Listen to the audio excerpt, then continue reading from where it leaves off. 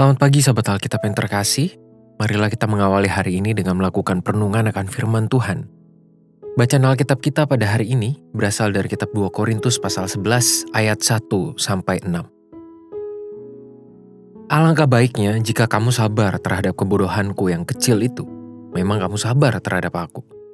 Sebab aku cemburu kepada kamu dengan cemburu ilahi, karena aku telah mempertunangkan kamu kepada satu laki-laki untuk membawa kamu sebagai perawan suci kepada Kristus. Tapi aku takut kalau pikiran kamu disesatkan dari kesetiaan kamu yang sejati kepada Kristus, sama seperti Hawa diperdayakan oleh ular itu dengan kelicikannya. Sebab kamu sabar saja jika ada seorang datang memberitakan Yesus yang lain daripada yang telah kami beritakan, atau memberikan kepada kamu roh yang lain daripada yang telah kamu terima, atau Injil yang lain daripada yang telah kamu terima. Tapi menurut pendapatku, sedikit pun aku tidak kurang daripada rasul-rasul yang tak ada taranya itu. Jikalau aku kurang paham dalam hal berkata-kata, tidaklah demikian dalam hal pengetahuan. Sebab kami telah menyatakannya kepada kamu pada segala waktu dan di dalam segala hal. Siapa yang ingin dikhianati? Bagi Anda yang sudah menjalani hubungan pernikahan, sudah tentu tema kecemburuan, kesetiaan, dan pengkhianatan sangat relevan untuk dihadapi, bukan? Namun ketiga kata tersebut tidak hanya dapat dialami dalam sebuah pernikahan, melainkan juga pada banyak bentuk relasi yang melibatkan orang lain. Orang tua tentu tidak ingin dikhianati oleh anaknya, atau anak-anak dikhianati oleh orang tuanya. Lalu seorang sahabat pun dapat merasa cemburu dan dikhianati.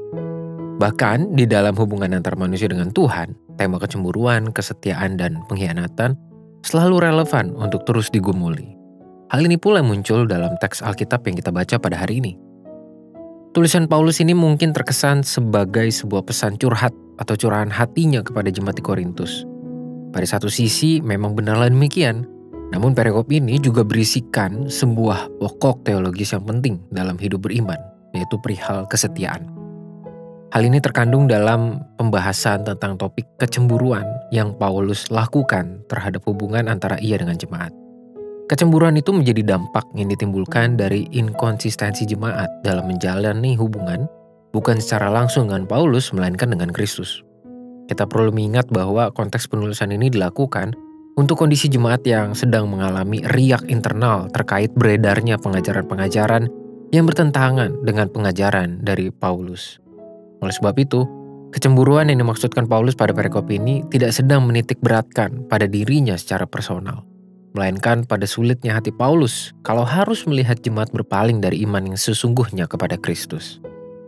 Sahabat Alkitab, kecemburuan yang Paulus alami terhadap jemaat di Korintus perlu kita jadikan sebagai cermin untuk merefleksikan hidup beriman di dalam Tuhan. Paulus ingin jemaat di Korintus memberikan kesetiaan kepada Kristus, sehingga ia pun dapat merasakan sukacita atas komitmen dari jemaat tersebut. Kecemburuan pada diri Paulus yang muncul dalam tulisan ini pun perlu kita lihat sebagai sebuah kondisi hati dari seorang manusia, yakni Paulus yang begitu mendambakan kesetiaan pada diri manusia lainnya, dalam hal ini dari jemaat di Korintus.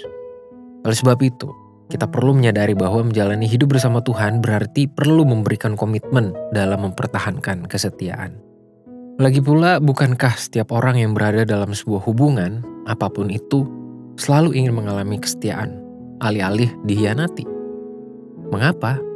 Paling tidak, seseorang yang mendapatkan kesetiaan akan merasa dihargai, diperjuangkan, dianggap, dan dipertahankan. Apalagi untuk Tuhan, bukan? Jadi, mampukah kita setia?